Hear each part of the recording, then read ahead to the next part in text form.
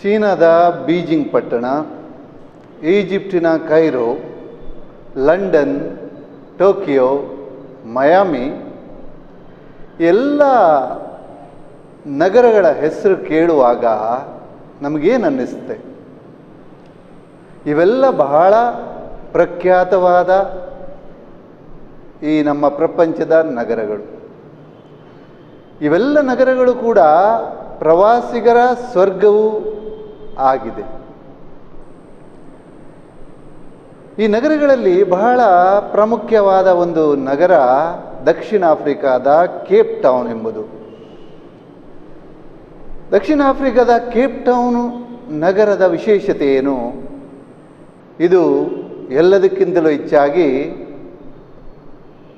ಉತ್ತಮವಾದ ಒಂದು ಪ್ರವಾಸಿಗರ ಸ್ವರ್ಗವಾಗಿದೆ. ಆದರೆ ಇಂದಿನ ಈ ಪರಿಸ್ಥಿತಿಯಲ್ಲಿ ಈ ಕೇಪ್ ಟೌನ್ ಪಟ್ಟಣ ಅಥವಾ ನಗರದ ಬಗ್ಗೆ ನಾವು ಮಾತನಾಡಬೇಕು. ಕಾರಣ, ಈ ಪ್ರಖ್ಯಾತವಾದ ಕೇಪ್ ಟೌನ್ ಪಟ್ಟಣ ನಗರ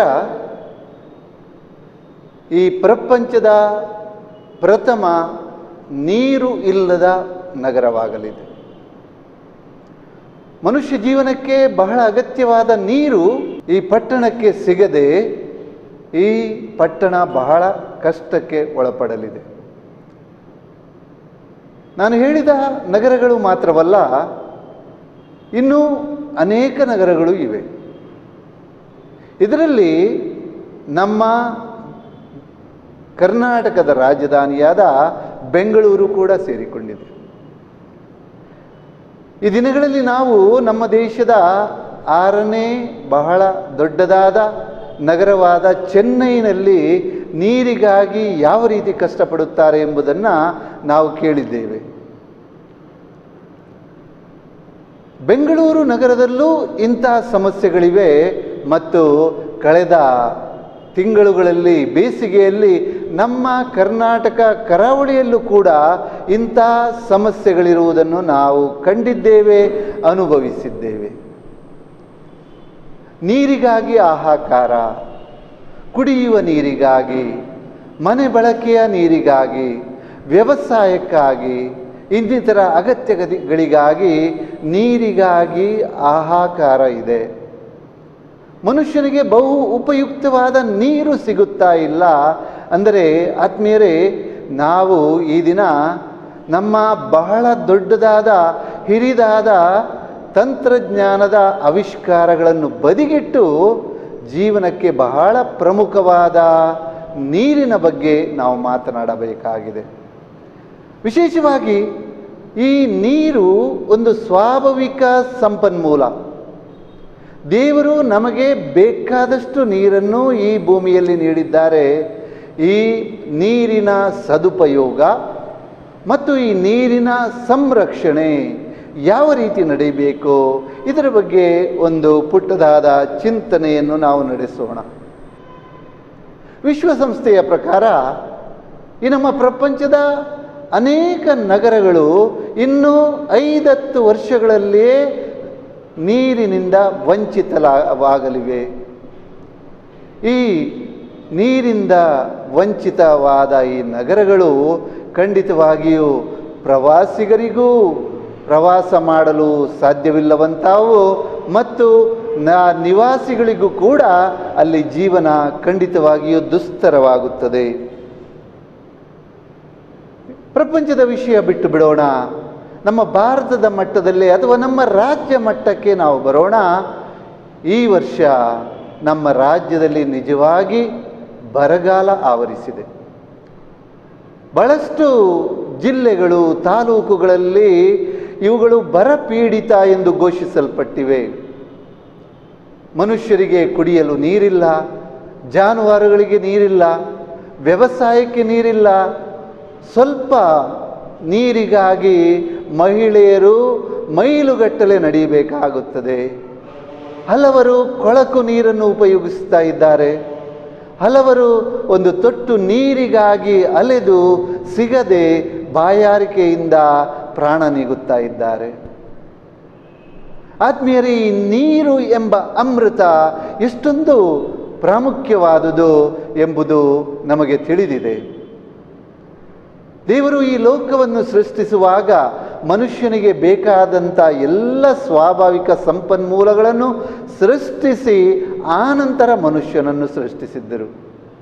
ಆದರೆ ಮನುಷ್ಯನ ಸ್ವಾರ್ಥದಿಂದ, ದುರುಪಯೋಗದಿಂದ, ಕೆಟ್ಟತನದಿಂದ ನೀರು ಎಂಬ ಈ ಸ್ವಾಭಾವಿಕ ಸಂಪನ್ಮೂಲ ನಾವು ಈ ದಿನ ಕಳೆದುಕೊಂಡು ಬಹಳ ಕಷ್ಟದಲ್ಲಿದ್ದೇವೆ. ನಮ್ಮ ಉತ್ತರ ಕರ್ನಾಟಕದ ಕೆಲ ಹಳ್ಳಿಗಳ ಪರಿಸ್ಥಿತಿಯನ್ನು ನೋಡಿದರೆ ಬಹಳ ಬೇಸರವಾಗುತ್ತದೆ. ಒಣಗಿ ಬಣಗುಡುವ ಹೊಲಗಳು, ನೀರಿಲ್ಲದೆ ನಡೆಸುವ ಹಳ್ಳಿಗಳು, ತೊಟ್ಟು ನೀರಿಗಾಗಿ ಕಷ್ಟಪಡೋ ಬಡ ಜನರು, ಇವುಗಳನ್ನೆಲ್ಲ ನೋಡುವಾಗ ನಾವು ಈ ನೀರಿನ ಬಳಕೆಯನ್ನು ಯಾವ ರೀತಿ ಮಾಡಬೇಕೋ, ನೀರಿನ ಸಂರಕ್ಷಣೆಯನ್ನು ಯಾವ ರೀತಿ ಮಾಡಬೇಕೋ ಇದರ ಬಗ್ಗೆ ಚಿಂತನೆಯನ್ನು ನಡೆಸುವುದು ಸೂಕ್ತವಾಗಿದೆ. ನಿಜ ವಿಚಾರ ಏನೆಂದರೆ, ನಮ್ಮ ಈ ಭೂಮಿಯು ಇದರ 70% ಭಾಗ ಜಲಾವೃತಗೊಂಡಿದೆ. 70% ಭಾಗ ಈ ಭೂಮಿಯ ಪ್ರದೇಶ ಜಲಾವೃತಗೊಂಡಿದೆ. ಆದರೂ ಇದರಲ್ಲಿ ನಮಗೆ ಕುಡಿಯಲು ಸಿಗೋ ನೀರು ಕೇವಲ 3%. ಈ 3% ನೀರಲ್ಲಿ ಕೇವಲ ಕುಡಿಯಲು ಮಾತ್ರವಲ್ಲ, ಬಹಳ ಮಂಜುಗಡ್ಡೆಯ ಪರ್ವತಗಳಿವೆ, ಅವುಗಳಿಂದ ನೀರನ್ನು ಕುಡಿಯಲು ಸಾಧ್ಯವಿಲ್ಲ. ಅಂದರೆ ನಮಗೆ ಕುಡಿಯಲು ಸಿಗೋ ನೀರು ಸಾಧಾರಣ 1% ಮಾತ್ರ. ಇದರಲ್ಲೇ ಮನುಷ್ಯರು, ಪ್ರಾಣಿ ಪಕ್ಷಿಗಳು ನೀರಡಿಕೆಯನ್ನು ಇಂಗಿಸಬೇಕು. ಅಂದರೆ ಈ ಪವಿತ್ರ ಅಥವಾ ಅಮೂಲ್ಯವಾದ ಒಂದು ನೀರು ಎಂಬ ಅಮೃತವನ್ನು ಯಾವ ರೀತಿ ನಾವು ಬಳಸಬೇಕೋ ಎಂಬುದರ ಅರಿವು ನಮಗಾಗುತ್ತದೆ. ನಮ್ಮ ರಾಜ್ಯಕ್ಕೆ ಬರಗಾಲ ಬಂದಿದೆ, ಮಳೆ ಬಹಳ ಕಡಿಮೆಯಾಗುತ್ತಾ ಇದೆ. ಮಳೆಗಾಲದ 1 ತಿಂಗಳು ಕಳೆದು ಹೋದರೂ ಕೂಡ ಮಳೆಯ ಪ್ರಮಾಣ ಬಹಳ ಕಡಿಮೆ ಇದೆ. ಯಾಕೆ ಈ ರೀತಿ ಆಯಿತು? ಈ ಪರಿಸ್ಥಿತಿ ಯಾವಾಗಲೂ ಈ ರೀತಿ ಇತ್ತೋ ಅಥವಾ ಈಗ ಈ ಪರಿಸ್ಥಿತಿ ಹೀಗಾಯಿತು? ಇದರ ಬಗ್ಗೆ ಸ್ವಲ್ಪ ಚಿಂತನೆಯನ್ನು ನಾವು ನಡೆಸೋಣ. ಮಳೆ ಕಡಿಮೆ ಎಂದು ನಮಗೆ ಪ್ರತಿಯೊಂದು ವರ್ಷ ತಿಳಿಯುತ್ತದೆ ಸೆಪ್ಟೆಂಬರ್ ತಿಂಗಳಲ್ಲಿ. ಕಾರಣ, ಜೂನ್ ತಿಂಗಳಲ್ಲಿ ಮಳೆ ಆರಂಭವಾದರೆ ಸೆಪ್ಟೆಂಬರಲ್ಲಿ ಸಾಧಾರಣ ಮಳೆಗಾಲ ಮುಗಿಯುವಾಗ ಈ ವರ್ಷ ಮಳೆ ಯಾವ ರೀತಿ ಇತ್ತು, ಮಳೆ ಕಡಿಮೆ ಆಯಿತು, ಆದ್ದರಿಂದ ನೀರನ್ನು ಬಹಳ ಜಾಗರೂಕತೆಯಿಂದ ಬಳಸಬೇಕೆಂದು ನಮಗೆ ತಿಳಿಯುತ್ತದೆ. ಆದರೆ ಈ ತಿಳುವಳಿಕೆ ಎಷ್ಟರ ಮಟ್ಟಿಗೆ ನಮ್ಮ ಹೃದಯದಲ್ಲಿ, ಮನಸ್ಸಿನಲ್ಲಿ ಬೇರೂರುತ್ತದೆ, ಇದನ್ನು ನಾವು ಬಹಳ ಬೇಗ ಮರೆತು ಬಿಡುತ್ತೇವೆ. ಇಂತಹ ಪರಿಸ್ಥಿತಿಯನ್ನು ಎದುರಿಸಲು ನಾವೇನು ಮಾಡ್ತೇವೆ? ಬರಗಾಲ ನಮ್ಮ ದೇಶಕ್ಕೆ, ನಮ್ಮ ರಾಜ್ಯಕ್ಕೆ ಯಾವತ್ತೂ ಹೊಸದಲ್ಲ. ಅನೇಕ ವರ್ಷಗಳ ಕಾಲ ಬರಗಾಲ ಬಂದಿದೆ. ಆದರೆ ಆ ವರ್ಷಗಳನ್ನು, ಆ ಬರಗಾಲಗಳನ್ನು ನಾವು ಸೂಕ್ತ ರೀತಿಯಲ್ಲಿ ನಿಭಾಯಿಸಿಲ್ಲ. ಇದಕ್ಕಾಗಿ ಪ್ರತಿಯೊಬ್ಬ ಪ್ರಜೆಯು, ಪ್ರತಿಯೊಬ್ಬ ನಾಗರಿಕನು ಸಜ್ಜಾಗಿರಬೇಕು. ಆಡಳಿತವು ಸಜ್ಜಾಗಿರಬೇಕು, ರಾಜ್ಯ ದೇಶಗಳು ಸಜ್ಜಾಗಿರಬೇಕು. ಇಂಥ ಪರಿಸ್ಥಿತಿಯನ್ನು ನೋಡಿ ಇದಕ್ಕೆ ಸೂಕ್ತ ಪರಿಹಾರವನ್ನು ಕೈಗೊಳ್ಳಲು 2019ನೇ ಈ ವರ್ಷವನ್ನು ನಮ್ಮ ಕರ್ನಾಟಕ ರಾಜ್ಯ ಸರ್ಕಾರ ಜಲವರ್ಷವೆಂದು ಘೋಷಿಸಿದೆ. ಇದಕ್ಕಾಗಿ ಜಲಾಮೃತ ಎಂಬ ಬಹಳ ಮಹತ್ವಾಕಾಂಕ್ಷೆಯ ಒಂದು ಯೋಜನೆಯನ್ನು ಕೈಗೊಂಡಿದೆ ಮತ್ತು ಈ ಯೋಜನೆಯು ಚಾಲನೆಯಲ್ಲಿದೆ. ಈ ಜಲವರ್ಷದಲ್ಲಿ, ಈ ಜಲಾಮೃತ ಯೋಜನೆಯಲ್ಲಿ ನಾವು ಮಾಡಬೇಕಾಗಿರೋದು ಏನು? ಬಹಳ ಮುಖ್ಯವಾಗಿ 3 ವಿಚಾರಗಳು: ಜಲ ಸಂರಕ್ಷಣೆ, ಜಲ ಸಾಕ್ಷರತೆ, ಜಲ ಮೂಲಗಳ ಪುನಶ್ಚೇತನ, ಅದೇ ರೀತಿ ನಮ್ಮ ಪರಿಸರದ ಹಸುರೀಕರಣ. ಈ ವಿಷಯಗಳ ಬಗ್ಗೆ ನಾವು ಪುಟ್ಟದಾಗಿ ಧ್ಯಾನಿಸೋಣ, ಚಿಂತನೆಯನ್ನು ನಡೆಸೋಣ. ಮಳೆಗಾಲದಲ್ಲಿ ನಮ್ಮ ಪ್ರದೇಶಕ್ಕೆ ಬಹಳಷ್ಟು ಮಳೆ ಬೀಳುತ್ತದೆ. ಆದರೆ ಆ ಮಳೆಯ ನೀರು ಯಾವುದೇ ಹಂಗಿಲ್ಲದೆ ಹರಿದು ನದಿಯನ್ನು ಸಮುದ್ರವನ್ನು ಸೇರಿಬಿಡುತ್ತದೆ. ಬಹಳಷ್ಟು ನೀರಿನ ಉಪಯೋಗ ನಮಗಾಗೋದಿಲ್ಲ. ಈ ನೀರು ನಮ್ಮ ಭೂಮಿಯಲ್ಲಿ ಇಂಗಬೇಕು. ಈ ಇಂಗಿ ಹೋದ ನೀರು ಇದು ಅಂತರ್ಜಲ ಸೇರಿ ಅಂತರ್ಜಲದ ಮಟ್ಟವು ಹೆಚ್ಚಾಗಬೇಕು ಮತ್ತು ನಮಗೆ ಬೇಸಿಗೆಯಲ್ಲಿ ಈ ಅಂತರ್ಜಲದಿಂದ ಲಾಭವಾಗಬೇಕು. ಬೇಸಿಗೆಯಲ್ಲಿ ಉಪಯೋಗಿಸಲು, ನಮ್ಮ ವಿವಿಧ ಚಟುವಟಿಕೆಗಳಿಗೆ ಉಪಯೋಗಿಸಲು ಆ ಜಲವನ್ನು ನಾವು ಸಂಗ್ರಹಿಸಬಹುದು. ಆ ನೀರಿನಿಂದ ನಮ್ಮ ಅನೇಕ ಅಗತ್ಯಗಳನ್ನು ನಾವು ಪೂರೈಸಬಹುದು. ಜಲ ಸಂರಕ್ಷಣೆ ಈ ಜಲಾಮೃತ ಯೋಜನೆಯ ಕೆಳಗೆ ಇರೋ ಬಹಳ ಮುಖ್ಯವಾದ ಒಂದು ವಿಚಾರ. ಎರಡನೆಯದು ಜಲ ಸಾಕ್ಷರತೆ. ನಮ್ಮಲ್ಲಿ ಅನೇಕರಿಗೆ ಈ ನೀರಿನ ಬಗ್ಗೆ ಮಾಹಿತಿ ಇಲ್ಲ. ನೀರು ನಾವು ತೆಗೆದಷ್ಟು ನಮಗೆ ಸಿಗುತ್ತದೆ, ಅದನ್ನು ಬೇಕಾದಾಗೆ ನಾವು ಪೋಲು ಮಾಡಬಹುದು, ಅದನ್ನು ಬೇಕಾದಾಗೆ ಉಪಯೋಗಿಸಬಹುದು ಎಂಬ ತಿಳುವಳಿಕೆ ನಮ್ಮದು. ಆದರೆ ನಿಜ ವಿಚಾರ ಇದಲ್ಲ. ನೀರಿನ ಹೊರತೆ ಅಥವಾ ನೀರಿನ ಸಂಗ್ರಹ ಬಹಳ ಸೀಮಿತ. ನಾನು ಹೇಳಿದೆ, ಕೇವಲ 1% ನೀರು ನಮಗೆ ಕುಡಿಯಲು ಸಿಗುವುದು.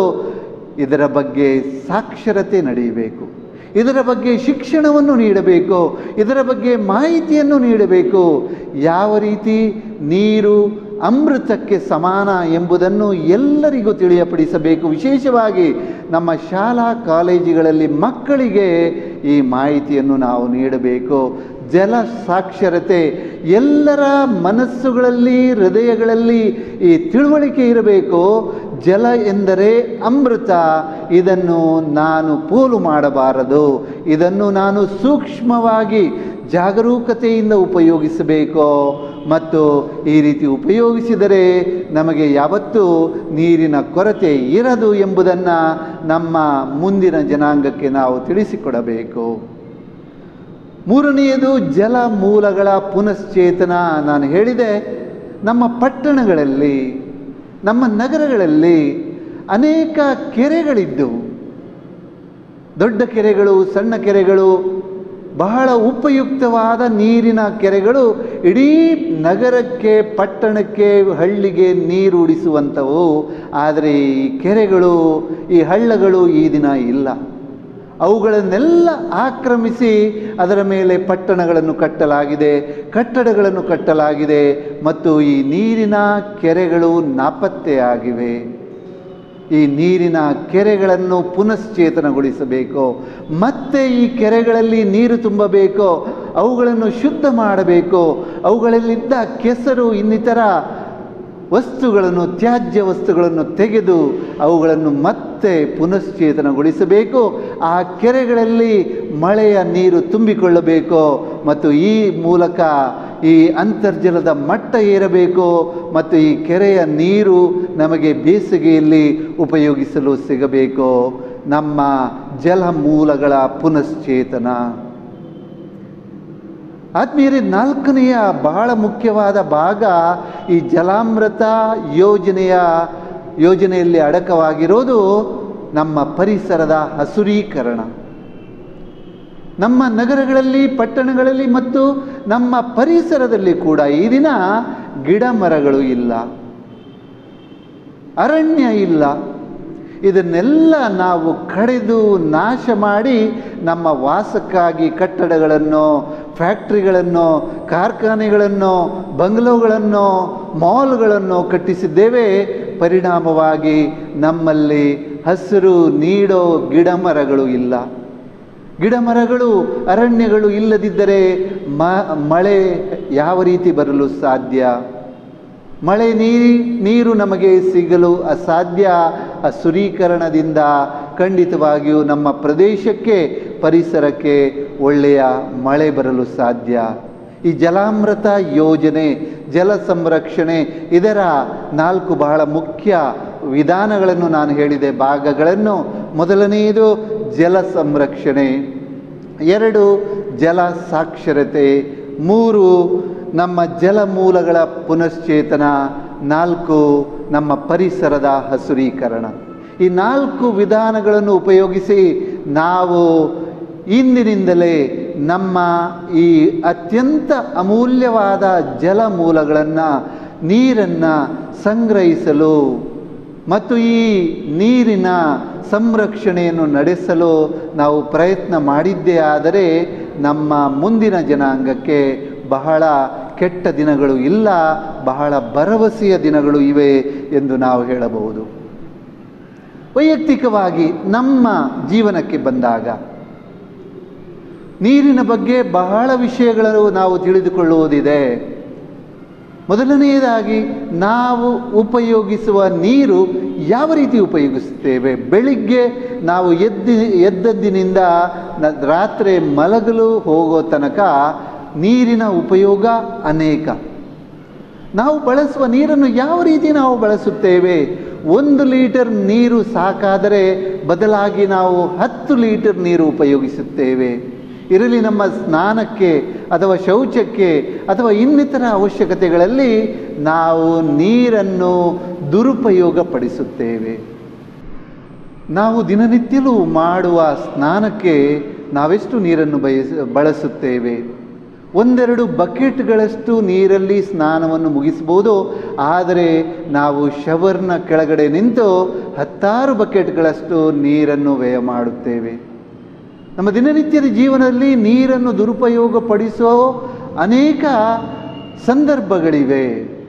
ನಾವು ನಮ್ಮ ಗಿಡ ಮರಗಳಿಗೆ ಅಥವಾ ಇನ್ನಿತರ ನಮ್ಮ ವಾಹನವನ್ನು ತೊಳೆಯಲು, ಇನ್ನಿತರ ವಸ್ತುಗಳನ್ನು ತೊಳೆಯಲು ಮಿತವಾಗಿ ನೀರನ್ನು ಬಳಸಿದರೆ ವೈಯಕ್ತಿಕವಾಗಿಯೇ ನಾವು ಬಹಳಷ್ಟು ನೀರನ್ನು ಉಳಿಸಬಹುದು.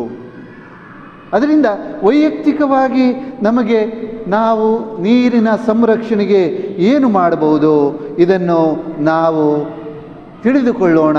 ಬಹಳ ಮುಖ್ಯವಾದ ಕೆಲವು ಅಂಶಗಳು. ನಮ್ಮಲ್ಲಿ ಅನೇಕ ಸಮಾರಂಭಗಳು ನಡೆಯುತ್ತವೆ. ಆ ಸಮಾರಂಭಗಳಲ್ಲಿ ನೀರಿನ ದುರ್ಬಳಕೆ ಬಹಳ ಆಗುತ್ತದೆ. ಯಾಕಂದರೆ ಸಮಾರಂಭ ನಮ್ಮದಲ್ಲ, ಯಾರೋ ಆಯೋಜಿಸಿರುತ್ತಾರೆ. ಅಲ್ಲಿಗೋಗಿ ನೀರಿನ ಬಳಕೆ ಸರಿಯಾಗಿ ನಡೆಯೋದಿಲ್ಲ, ಬದಲಾಗಿ ಬಹಳಷ್ಟು ನೀರು ಪೋಲಾಗುತ್ತದೆ. ಈ ನೀರಿನ ದುರ್ಬಳಕೆಯನ್ನು ನಾವು ತಡೆಯಬಹುದು. ನಮ್ಮ ಪರಿಸರದಲ್ಲಿ ನಮಗೆ ತರೋ ನೀರಿನ ಪೈಪು ಒಡೆದಿರುತ್ತದೆ. ಯಾವುದೋ ಒಂದು ರಸ್ತೆಯಲ್ಲಿ, ಬೀದಿಯಲ್ಲಿ ನಾವು ಅದನ್ನು ನೋಡಿ ನಮ್ಮಷ್ಟಕ್ಕೆ ಮುಂದಕ್ಕೆ ಹೋಗುತ್ತೇವೆ. ಆ ಒಡೆದ ಪೈಪಿನಿಂದ ಬಹಳಷ್ಟು ನೀರು ವ್ಯಯವಾಗುತ್ತದೆ, ಪೋಲಾಗುತ್ತದೆ. ಈ ಪೈಪನ್ನು ಸರಿಪಡಿಸಲು ಸಂಬಂಧಪಟ್ಟ ಅಧಿಕಾರಿಗಳಿಗೆ ಹೇಳಿದರೆ ಖಂಡಿತವಾಗಿಯೂ ಬಹಳ ದೊಡ್ಡದಾದ ಸಮಾಜ ಕಾರ್ಯವನ್ನು ನಾವು ಮಾಡ್ತೇವೆ. ಮತ್ತು ಈ ಸಮಾರಂಭಗಳಲ್ಲಿ ಕುಡಿಯಲು ನಮಗೆ ಬಾಟ್ಲಿಯಲ್ಲಿ ನೀರು ಕೊಡುತ್ತಾರೆ, ಸೀಸೆಯಲ್ಲಿ ನೀರು ಕೊಡುತ್ತಾರೆ.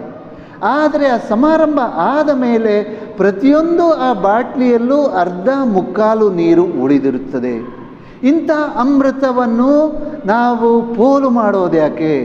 ಯಾಕಂದರೆ ಒಂದು ಬಾಟ್ಲಿಯಲ್ಲಿ ಒಬ್ಬರು ಕುಡಿದ ನೀರನ್ನು ಉಳಿದವರು ಕುಡಿಯೋದಿಲ್ಲ, ಅದನ್ನು ಹೊರಗಡೆ ಬಿಸಾಡ್ತಾರೆ. ಈ ಕುಡಿಯೋ ನೀರನ್ನು ನಾವು ಹಾಳು ಮಾಡದೆ ಸರಿಯಾಗಿ ಉಪಯೋಗಿಸಬಹುದು.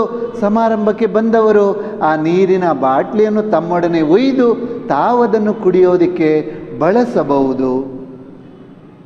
ಆದ್ಮೇಲೆ ಇನ್ನೂ ಅನೇಕ ವಿಷಯಗಳು. ನಮ್ಮ ವಾಹನ ದೊಡ್ಡದೋ ಸಣ್ಣದೋ, ವಾರಕ್ಕೊಂದು ಸಲನೋ ಅಥವಾ ತಿಂಗಳಿಗೊಂದು ಸಲನೋ ನಾವು ಅದನ್ನು ತೊಳೆಯುತ್ತೇವೆ. ಅದನ್ನು ತೊಳೆಯೋ ವಿವಿಧ ವಿಧಾನಗಳಿವೆ. ಅದರ ಮೇಲೆ ನೀರನ್ನು ಹೊಯ್ದು ತೊಳಿಬೇಕಂತ ಏನೂ ಇಲ್ಲ. ನೀರನ್ನು ಸಿಂಪಡಿಸಿ ನಾವು ತೊಳೆಯಬಹುದು. ಈ ಒದ್ದೆ ಬಟ್ಟೆಯನ್ನು ತೆಗೆದುಕೊಂಡು ಅದನ್ನು ಒರೆಸಬಹುದು. ಬಹಳಷ್ಟು ವಿಧಾನಗಳಿವೆ ನೀರಿನ ಮಿತ ಬಳಕೆಯನ್ನು ಮಾಡುವುದು. ಬಹಳ ಮುಖ್ಯವಾಗಿ ಈಗ ತಂತ್ರಜ್ಞಾನದ ಬಗ್ಗೆ ನಾವು ಯೋಚಿಸೋಣ. ನಮ್ಮೆಲ್ಲ ಮನೆಗಳಲ್ಲಿ ಹೆಚ್ಚಾಗಿ ಈಗ ನೀರನ್ನು ಶುದ್ಧೀಕರಿಸೋ ಘಟಕ ಇದೆ, ವಾಟರ್ ಪ್ಯೂರಿಫೈಯರ್ ಇದೆ. ವಾಟರ್ ಪ್ಯೂರಿಫೈಯರ್ನ ನಿಜ ಗುಟ್ಟು ಏನಂತ ನಾವು ತಿಳಿದುಕೊಳ್ಬೇಕು. ಅದರಲ್ಲಿ ನೀರು ಬಹಳ ಶುದ್ಧೀಕರಣವಾಗಿ ಹೊರಗಡೆ ಬರುತ್ತೆ ಅಂತ ಹೇಳ್ತಾರೆ. ನಿಜ ಇರಬಹುದು, ಆದರೆ ನಿಜ ವಿಚಾರ ಏನೆಂದರೆ ಇದರಲ್ಲಿ ಶುದ್ಧೀಕರಣಗೊಳ್ಳುವ 8 ಲೀಟರ್ ನೀರಿಗೆ ಅಷ್ಟೇ ನೀರು ಪೋಲಾಗುತ್ತದೆ. ನಮಗೆ ಎಷ್ಟು ಶುದ್ಧೀಕರಿಸಿದ ನೀರು ಸಿಗುತ್ತದೋ ಅಷ್ಟೇ ನೀರು ಶುದ್ಧೀಕರಣವಾಗುವ ಆ ಪ್ರಕ್ರಿಯೆಯಲ್ಲಿ ದುರುಪಯೋಗಗೊಳ್ಳುತ್ತದೆ. ಇದು ನಮ್ಮ ಪ್ಯೂರಿಫೈಯರ್ನ ಗುಟ್ಟು. ಏನು ಮಾಡೋಣ? ಶುದ್ಧೀಕರಿಸಿದ ನೀರನ್ನು ಕುಡಿಬೇಕು. ಆದರೆ ಈ ವಿಸರ್ಜಿಸಿದ ನೀರು, ಈ ಶುದ್ಧೀಕರಣದ ಪ್ರಕ್ರಿಯೆಯಲ್ಲಿ ಈ ವೇಸ್ಟ್ಗೊಂಡ ನೀರಿದೆಯೇ, ಇದನ್ನು ನಾವು ಬಟ್ಟೆಯನ್ನು ಒಗೆಯಲು, ಪಾತ್ರೆಗಳನ್ನು ತೊಳೆಯಲು, ನಮ್ಮ ಗಿಡ ಮರಗಳಿಗೆ ಅಥವಾ ಇನ್ನಿತರ ಅಗತ್ಯತೆಗಳಿಗೆ ಉಪಯೋಗಿಸಬಹುದು. ಆದರೆ ನಾನು ನೋಡಿದ ಪ್ರಕಾರ ಭಾಳಷ್ಟು ಮನೆಗಳಲ್ಲಿ ಈ ನೀರು ಹರಿದು ಪೋಲಾಗುತ್ತದೆ, ಅದರ ಉಪಯೋಗ ನಡೆಯೋದಿಲ್ಲ. ಇದು ಇನ್ನೊಂದು ವಿಧವಾದ ಜಲ ಸಂರಕ್ಷಣೆ. ನಮ್ಮ ಮನೆಯಲ್ಲಿ ನಾವು ನೆಲವನ್ನು ತೊಳೆಯಲು ನೀರನ್ನು ಉಪಯೋಗಿಸುತ್ತೇವೆ. ವೈಜ್ಞಾನಿಕವಾಗಿ ನಮಗೆ ತಿಳಿದಿದೆ, ಎಲ್ಲಿ ನೆಲ ಅಥವಾ ವಸ್ತುಗಳು ಒದ್ದೆಯಾಗಿರುತ್ತವೋ ಅಲ್ಲಿ ಬ್ಯಾಕ್ಟೀರಿಯಾಗಳು ಸುಲಭವಾಗಿ ಬೆಳೆಯಲು ಸಾಧ್ಯ. ನಾವು ನೆಲವನ್ನು ನೀರು ಹಾಕಿ ತೊಳೆಯುವುದೇಕೆ? ಅದರ ಬದಲಾಗಿ ನಾವು ಒದ್ದೆ ಬಟ್ಟೆಯಿಂದ ಒರೆಸಿ ಅದು ನೆಲವು ತಕ್ಷಣ ಒಣಗುವಂತೆ ಮಾಡಿದರೆ ಖಂಡಿತವಾಗಿಯೂ ನೀರಿನ ಸದ್ಬಳಕೆಯೂ ಆಗುತ್ತದೆ, ಹಾಗೂ ಬ್ಯಾಕ್ಟೀರಿಯಾಗಳ ಬೆಳವಣಿಗೆ ಕೂಡ ಅಲ್ಲಿ ನಿಲ್ಲುತ್ತೆ. ಆತ್ಮೀಯರೇ, ವೈಯಕ್ತಿಕವಾಗಿ ಇದರ ಸಾಕ್ಷರತೆ ನಮಗೆ ಬರಬೇಕು. ನೀರು ಎಷ್ಟೊಂದು ಪ್ರಮುಖವಾದ, ಎಷ್ಟೊಂದು ಅಮೂಲ್ಯವಾದ ಒಂದು ಸೊತ್ತು. ಇದನ್ನು ದೇವರು ನಮಗೆ ಕಾಣಿಕೆಯಾಗಿ ನೀಡಿದ್ದಾರೆ. ಈ ಸೊತ್ತನ್ನು ನಾವು ದುರುಪಯೋಗಪಡಿಸಬಾರದು. ನಮಗೆ ಈ ದಿನ ನಮ್ಮ ಮನೆಯಲ್ಲಿ, ನಮ್ಮ ಬಾವಿಯಲ್ಲಿ ಬೇಕಾದಷ್ಟು ನೀರು ಇರ್ಬೋದು, ಆದರೆ ಹನಿ ನೀರು ಇಲ್ಲದೆ ಕಷ್ಟಪಡುವವರು ಲಕ್ಷಾಂತರ ಕೋಟ್ಯಾಂತರ ಜನ ನಮ್ಮ ರಾಜ್ಯದಲ್ಲಿ ಮಾತ್ರವಲ್ಲ, ದೇಶದಲ್ಲಿ ಮಾತ್ರವಲ್ಲ, ನಮ್ಮ ಇಡೀ ಪ್ರಪಂಚದಲ್ಲಿ. ಯಾರೋ ನಮ್ಮ ಸಹೋದರ ಸಹೋದರಿ ಒಂದು ಹನಿ, ಒಂದು ತೊಟ್ಟು ನೀರಿಲ್ಲದೆ ಕಷ್ಟಪಡುವಾಗ, ನಾನು ನಮ್ಮ ಮನೆಯಲ್ಲಿ ಬೇಕಾದಷ್ಟು ನೀರಿದೆ, ನಮ್ಮ ಬಾವಿ ತುಂಬಿ ತುಳುಕುತ್ತಿದೆ ಎಂದು ನನಗೆ ಬೇಕಾಬಿಟ್ಟಿಯಾಗಿ ನಾನು ನೀರನ್ನು ದುರುಪಯೋಗಪಡಿಸಲು ನನಗೆ ಯಾವುದೇ ಹಕ್ಕಿಲ್ಲ. ಇದರಲ್ಲಿ ಯಾವುದೇ ಸಹೋದರ ಪ್ರೇಮ ಅಡಗಿಲ್ಲ. ಇದರಲ್ಲಿ ಅಡಗಿದೆ ಕೇವಲ ನಮ್ಮ ಸ್ವಾರ್ಥ ಮಾತ್ರ. ಆತ್ಮೀಯರೇ, ಇಂಥ ಮುಖ್ಯವಾದ ಒಂದು ದೇವರ ವರ, ದೇವರ ಕಾಣಿಕೆ, ಈ ಪ್ರಾಕೃತಿಕ ಸಂಪನ್ಮೂಲ ನೀರು ಎಂಬ ಅಮೃತ, ಇದನ್ನು ನಾವು ಜಾಗರೂಕತೆಯಿಂದ ಬಳಸೋಣ. ಇದರ ಸದುಪಯೋಗವನ್ನು ಮಾಡೋಣ. ಇದರ ಸಂರಕ್ಷಣೆಗೆ ನಮ್ಮೆಲ್ಲ ಪ್ರಯತ್ನಗಳನ್ನು ನಾವು ಮಾಡೋಣ. ಈ ಸಂರಕ್ಷಣೆಯನ್ನು ನಡೆಸಲು ಯಾರಿಗೆ ತಿಳುವಳಿಕೆ ಇಲ್ಲವೋ ಅವರಿಗೆ ಮಾಹಿತಿಯನ್ನು ನೀಡೋಣ, ಶಿಕ್ಷಣವನ್ನು ನೀಡೋಣ. ಇಂಥ ಕಾರ್ಯಕ್ರಮಗಳನ್ನು ನಮ್ಮ ಬಡಾವಣೆಯಲ್ಲಿ, ನಮ್ಮ ಹಳ್ಳಿಯಲ್ಲಿ, ನಮ್ಮ ಸಮಾಜದಲ್ಲಿ ಆಯೋಜಿಸೋಣ. ಯಾರು ಇಂಥ ಚಟುವಟಿಕೆಗಳನ್ನು ಮಾಡುತ್ತಾರೋ ಅವರನ್ನು ಪ್ರೋತ್ಸಾಹಿಸೋಣ.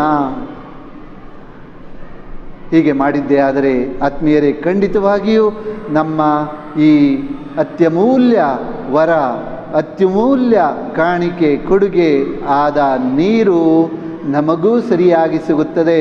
ಶುದ್ಧವಾದ ನೀರು ನಮ್ಮ ಬಳಕೆಗೆ ಸಿಗುತ್ತದೆ, ನಮ್ಮ ಕೃಷಿಗೆ, ನಮ್ಮ ಜಾನುವಾರುಗಳಿಗೆ, ಇನ್ನಿತರ ಅಗತ್ಯತೆಗಳಿಗೆ ಸಿಗುತ್ತದೆ.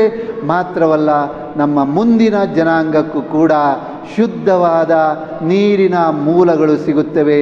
ಈ ಮೂಲಕ ಈ ಲೋಕವನ್ನು ನಾವು ಬಹಳ ಸುಂದರವಾದ ಒಂದು ಸ್ಥಳವಾಗಿ ಮಾಡಬಹುದು, ಸುಂದರವಾದ ಸ್ವರ್ಗವನ್ನಾಗಿ ಮಾಡಬಹುದು.